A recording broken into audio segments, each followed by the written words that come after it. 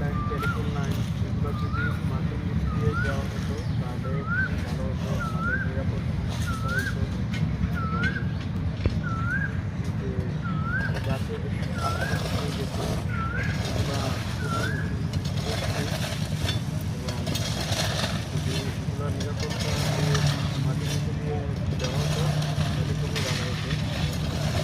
এটা প্রশ্ন, কে পৌর মেয়র হলে আপনি মনে করেন এই সলগুলো, এই সমস্যাগুলো এবং এই যে তারগুলা মাটির নিচ দিয়ে নেওয়ার সম্ভাবনা রয়েছে বলে আপনি মনে করেন?